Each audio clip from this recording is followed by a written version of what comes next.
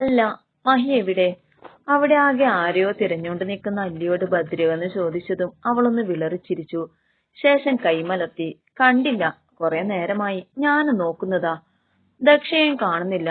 Programme കഴിഞ്ഞ് എല്ലാവരും പോകാൻ തുടങ്ങിയല്ലോ. ഇവരൊക്കെ എവിടെയാ? ഭദ്ര ചുറ്റും കണ്ണോടിച്ചു പറഞ്ഞതും അല്ലി ഒന്നും മിണ്ടിയില്ല. എന്നാലും ഇവരെവിടെ പോയെന്ന ചിന്ത അവൾക്കും ഉണ്ടായിരുന്നു. സ്റ്റെല്ലയെ കണ്ടിരുന്നോ? കുറെ നേരായി നോക്കുന്നു. അവൾ എവിടെയാണാവോ? പിന്നിൽ നിന്നൊരു സ്റ്റാഫ് വന്ന് അല്ലിയോട് ചോദിക്കേ. ഭദ്രയും അല്ലിയും തിരിഞ്ഞു. അവളെയും കാണാനില്ലേ എന്ന ചോദ്യം അല്ലിയിലും വന്നു. പരസ്പരം അങ്ങോട്ടും ഇങ്ങോട്ടും നോക്കി നിൽക്കുന്ന ഭദ്രയെയും അല്ലിയെയും നോക്കിയൊന്ന് പൊട്ടിച്ചിരിച്ച് ആൻവി അവളുടെ മനസ്സിൽ ഊറിച്ചിരിച്ചു. ദച്ചു, ഡാ. മഹിയുടെ കണ്ണിൽ നിന്ന് കണ്ണുനീർ ധാരയായി പെയ്തിറങ്ങി. കാഴ്ച മങ്ങുന്ന തരത്തിൽ അവന്റെ കണ്ണ് നിറഞ്ഞൊഴുകി. തറയിൽ രക്തം പടർന്നു കിടക്കുന്ന ദക്ഷയുടെ കിടപ്പ് അവന്റെ മനസ്സിനെന്ന പോലെ ഹൃദയത്തെയും തകിടം മറിച്ചു.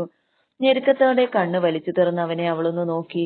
അവശതയിലും തന്നെ നോക്കി ചെറു പുഞ്ചിരി തരുന്നവളെ മഹി ആഞ്ഞു കെട്ടിപ്പിടിച്ച് മാറോടടക്കി. വിടട പട്ടി, ശ്വാസം മുട്ടുവാ. മുറിഞ്ഞു മുറിഞ്ഞുള്ള അവളുടെ സംസാരം അവന്റെ ചുണ്ടിൽ നേർത്തൊരു പുഞ്ചിരി വിരിഞ്ഞു. ഒപ്പം അവന്റെ കോട്ട് അഴിച്ചു മാറ്റി അവന്റെ ഷർട്ട് മാറ്റി അതിൽ നിന്ന് അല്പം കീറി അവളുടെ അരയിലായി മുറുക്കി കെട്ടി. വേദന തോന്നിയെങ്കിലും അവളെ സമാധാനിപ്പിച്ച് താങ്ങിപ്പിടിച്ച് മുന്നിലേക്ക് നടക്കെ പെട്ടെന്നൊരു കൊടുങ്കാറ്റ് പോലെ സ്റ്റെല്ല അവനെ പുണർന്നു. ഇത്ര നേരം ഇവരെ മാത്രം വീക്ഷിച്ചുകൊണ്ട് നിന്നവൾക്ക് പെട്ടെന്നുണ്ടായ മാറ്റം രണ്ടുപേരിലും ഞെട്ടലുളവാക്കി. ദക്ഷ ഒന്ന് വെച്ച് പിന്നിലേക്ക് പോയി. മഹിയെ പിടിച്ച പിടി വിടുന്നില്ല എന്ന് കണ്ടതും അവനൊന്ന് ശക്തിയിൽ അവളെ പിന്നിലേക്ക് തള്ളി. വാട്ട് ദ ഹെൽ സ്റ്റെല്ല, എന്താ തനിക്ക്? I love you, really I love you. പരസ്പര ബന്ധമില്ലാതെ സംസാരിക്കുന്നവളെ ദക്ഷയും മഹിയും പകപ്പോടെ നോക്കി. What nonsense. ദക്ഷ തളർച്ചയിലും അത് മൊഴിഞ്ഞതും അവളൊന്ന് ദക്ഷയെ പുച്ഛിച്ചു. മഹിയുടെ ശരീരത്തായി അവളുടെ കൈകൾ ചേർത്തു. ബനിയൻ മാത്രം ധരിച്ചിരിക്കുന്ന അവന്റെ നെഞ്ചിലായി അവളുടെ കൈകൾ അമർന്നതും അവനൊരു അറപ്പോടെ കൈകൾ കുടഞ്ഞെറിഞ്ഞു. എന്തൊക്കെയാ സ്റ്റെല്ല ഈ കാണിക്കുന്നേ? എന്നെ വിട്ടു പോകല്ലേ മഹി. എനിക്ക് നിന്നെ ഒരുപാട് ഇഷ്ടാ. പ്ലീസ് മഹി, എനിക്ക് വേണം നിന്നെ. ചുറ്റും കണ്ണുകൊണ്ട് പരതിയെന്തോ നേടിയതുപോലെ അവൾ അവന്റെ അടുത്തേക്ക് ചേർന്നുകൊണ്ട് പറഞ്ഞ് വീണ്ടും കെട്ടിപ്പിടിച്ചതും മഹിക്ക് അവന്റെ ദേഷ്യം അടക്കാനായില്ല. ദക്ഷയുടെ അവസ്ഥയും അവൾ വേദന കടിച്ചു പിടിച്ചു നിൽക്കുന്ന മുഖവും ഒക്കെ കാണെ സ്വയം മറന്നവൻ സ്റ്റെല്ലയെ തല്ലി. കവളിൽ അടിയേറ്റവൾ നിലത്തേക്ക് വീഴുന്ന അതേ നിമിഷം തന്നെ ഒരു വലിയ ശബ്ദത്തോടെ സ്റ്റോർ റൂം തുറന്നു. നിലത്ത് കിടക്കുന്ന സ്റ്റെല്ലയെയും കലിതുള്ളി നിൽക്കുന്ന മഹിയെയും ദക്ഷയെയും മാറി മാറി പകപ്പോടെ ബദ്രിയും അല്ലിയും ആൻവിയും നോക്കി. മഹിയുടെയും ദക്ഷയുടെയും വേഷവും ഒക്കെ കണ്ട് കാര്യം മനസ്സിലാവാതെയുള്ള നിൽപ്പാണ് ഇരുവരിലുമെങ്കിൽ ആൻവിയുടെ മുഖത്ത് മാത്രം പരിഹാസമായിരുന്നു. താൻ വിചാരിച്ചതിനേക്കാൾ കൂടുതൽ മികവോടെ ഇവിടെ അരങ്ങേറുന്ന നാടകത്തിൽ അവൾ മനസ്സറിഞ്ഞു ചിരിച്ചു.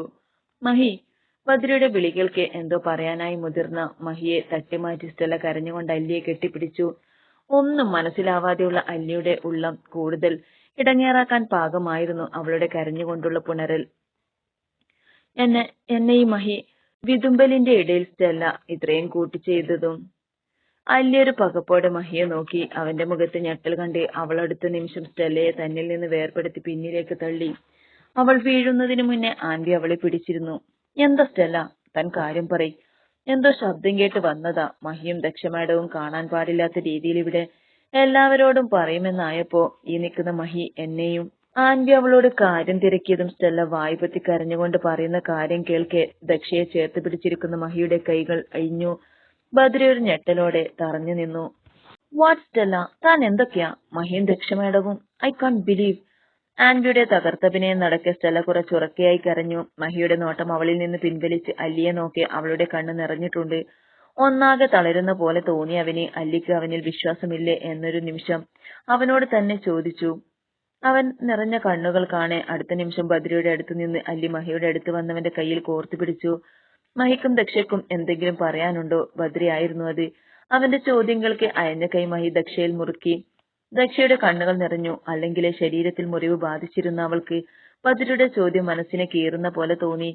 ഒന്നും മിണ്ടാതെ തലകുനിച്ച് നിൽക്കുന്നവൾ മഹി ചേർത്ത് പിടിച്ചപ്പോ മറ്റെല്ലാം മറന്നവന്റെ നെഞ്ചോട് ചേർന്ന് നിന്നു. എന്താ, ഞങ്ങളെ സംശയിക്കുന്നുണ്ടോ താനും? അല്പം അമർഷത്തോടെ ആയിരുന്നു മഹിയുടെ മറുചോദ്യം. പോകാൻ നിന്ന മഹിയെ ബദ്രി തടഞ്ഞു. അങ്ങനെ പോകാൻ വരട്ടെ. എന്റെ കമ്പനിയിൽ കയറി ഇമ്മാതിരി തോന്നിയാസം കാണിച്ചിട്ട് വെറുതെ അങ്ങനെ പോയാൽ എങ്ങനെയാ?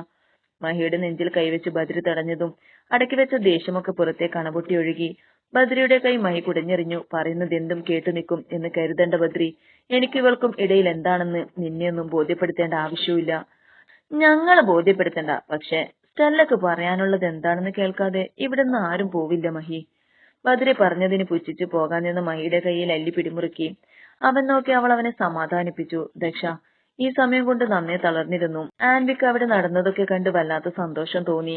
ഇതൊക്കെ പ്ലാൻ ചെയ്തപ്പോഴും ബദ്രിയുടെ ഭാഗത്തു നിന്ന് ഇത്രയും അനുകൂലമായി പെരുമാറ്റം കിട്ടുമെന്ന് അവൾ വിചാരിച്ചിരുന്നില്ല.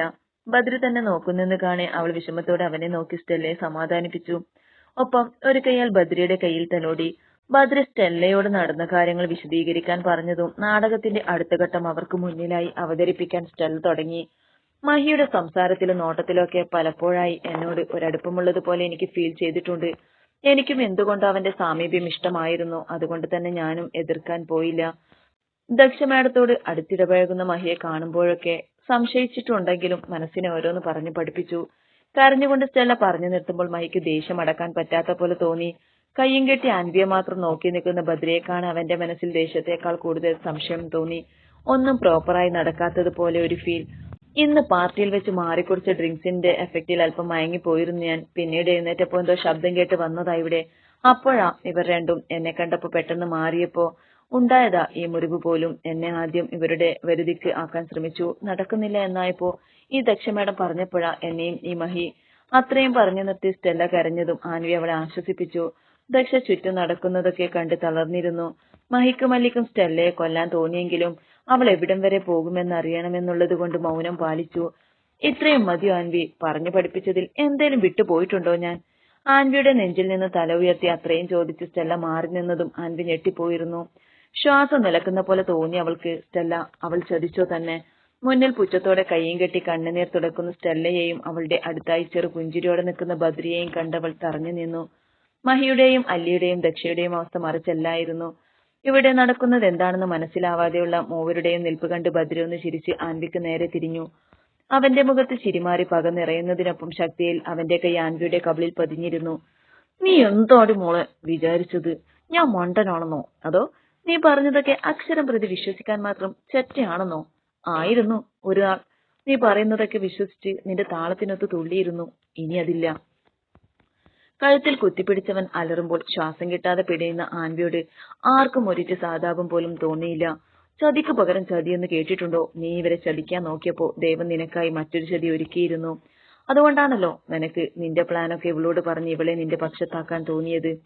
ബദ്രി പറയുമ്പോൾ ആൻവി ആ നിമിഷത്തെ മനസ്സിൽ പഴിച്ചു. സ്റ്റെല്ലയെ കൊല്ലാനുള്ള ദേഷ്യമുണ്ടായിരുന്നു അവൾക്ക്. അവൾ ശ്വാസം കിട്ടാതെ ചാവുമെന്നായപ്പോൾ അവൻ കഴുത്തിൽ നിന്ന് കൈയെടുത്തു. ആഞ്ഞ് ശ്വാസം വലിച്ചുവിടുന്നവളെ പുച്ഛിച്ചവൻ തിരിഞ്ഞു നിന്നു. നീ എന്താടി വിചാരിച്ചത് എന്നെ പറ്റി? നിന്നെ പോലെ ആണെന്നോ? എങ്കി നിനക്ക് തെറ്റി.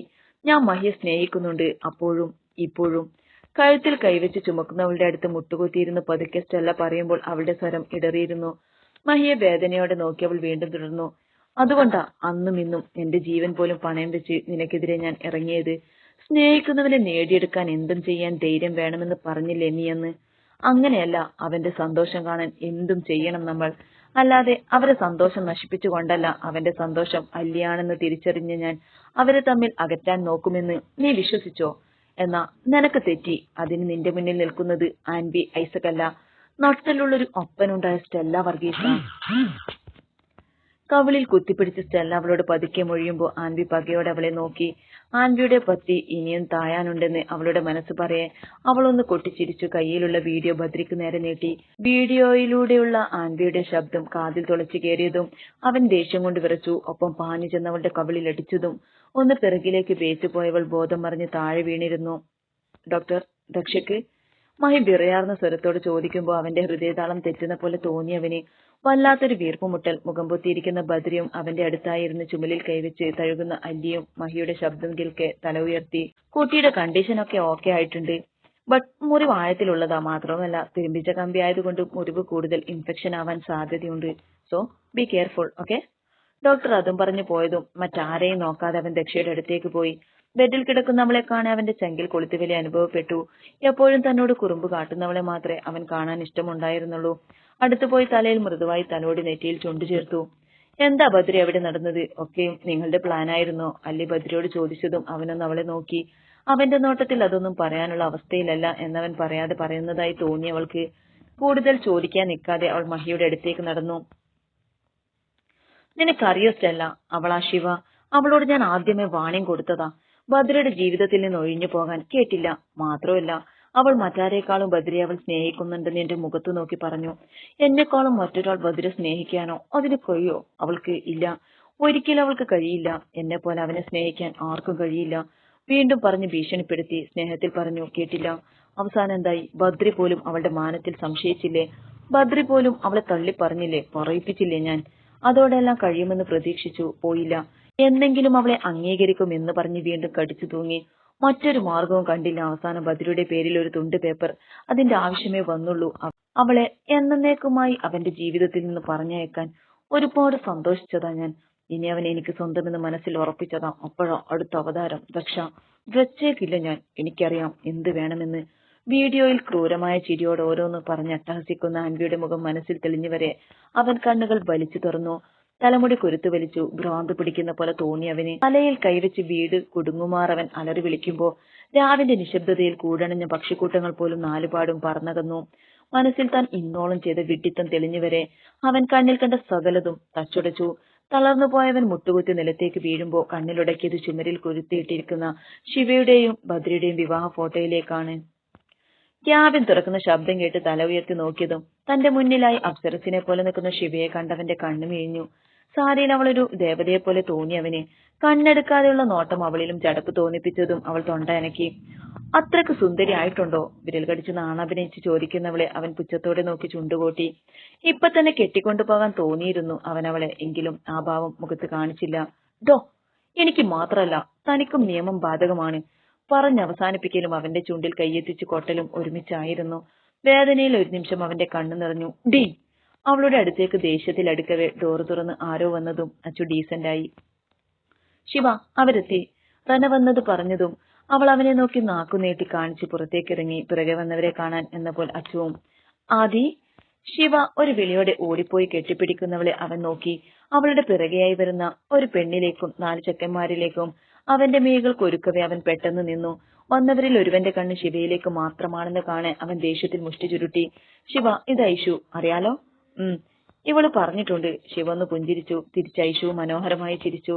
ഇത് ഞങ്ങളുടെ MD ഹരികൃഷ്ണൻ സർ, ഇത് അനൂപ് സർ, ഇത് കാർത്തിക് സർ, പിന്നെ ഇത് സിദ്ധാർത്ഥ്. അവസാനം അല്പം പുച്ഛത്തിൽ ആദി പറഞ്ഞതും ശിവ അവരോടൊക്കെ ചിരിച്ചു കൊടുക്കുന്നതിനൊപ്പം ആദ്യം നോക്കി നെറ്റി ചുളിച്ചു. അതിനവൾ ഒന്ന് ഇളിച്ച് കണ്ണിറുക്കി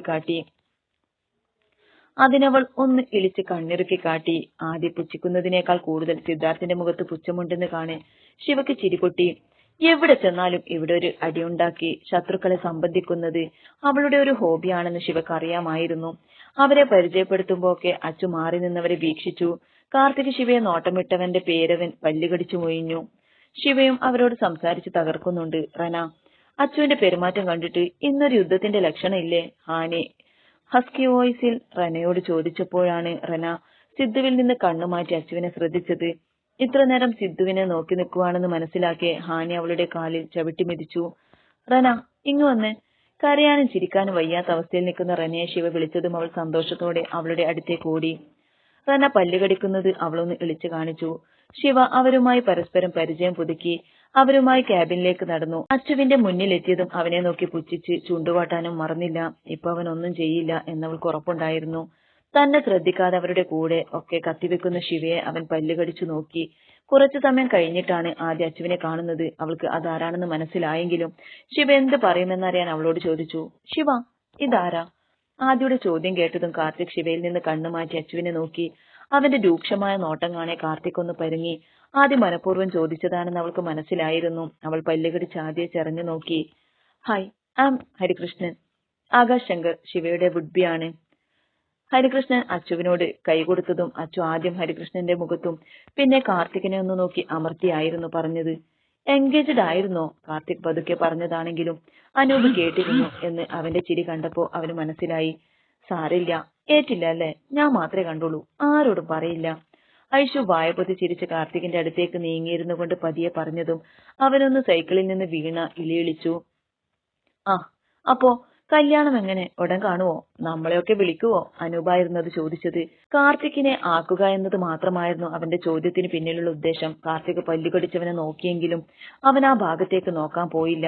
ഏയ്, ഉടനെയൊന്നും കാണില്ല. ഈ കല്യാണം വേണോ വേണ്ടേന്നാ ഇപ്പോ നമ്മൾ രണ്ടുപേരും ആലോചിച്ചുകൊണ്ടിരിക്കുന്നത്, അല്ലേ അച്ചു സാറേ? പ്രത്യേക താളത്തോടെ ശിവ അത് അവരോട് പറഞ്ഞ് അവസാനത്തെ സാറെ ഒന്ന് ആക്കി വിളിച്ച് അതവന് കൊള്ളേണ്ടടുത്ത് തന്നെ കൊണ്ടിട്ടുണ്ടെന്ന് മുഖത്തിൽ നിന്ന് വായിച്ചെടുക്കാം. താൻ ഉദ്ദേശിച്ചത് നടക്കുന്നുണ്ടെന്ന് മനസ്സുകൊണ്ട് ഊറിച്ചിരിച്ചവൾ അവനെ നോക്കി മുഖം തിരിച്ചിരുന്നു. നിങ്ങൾ വാ, കമ്പനിയെയും കമ്പനിയിലെ വർക്കേഴ്സിനെയും ഒക്കെ കാണിച്ചു തരാം. റന ചിരിയാലെ അവരോട് പറഞ്ഞതും എല്ലാവരും എഴുന്നേറ്റ് അവളുടെ കണ്ണ് അപ്പോഴും സിദ്ധുവിലായിരുന്നു. സിദ്ധുവിന്റെ തുറിച്ചുനോട്ടം കണ്ടതും റന കണ്ണു മാറ്റി. ഹാനി പല്ലിറുമ്പുന്നുണ്ടെങ്കിലും അവൾ കണ്ട ഭാവം നടിച്ചില്ല. വായ്നോട്ടത്തിൽ താൻ മാത്രമല്ല തന്റെ പെണ്ണും മോശമല്ല എന്നവൻ മനസ്സിലാക്കിയിരുന്നു.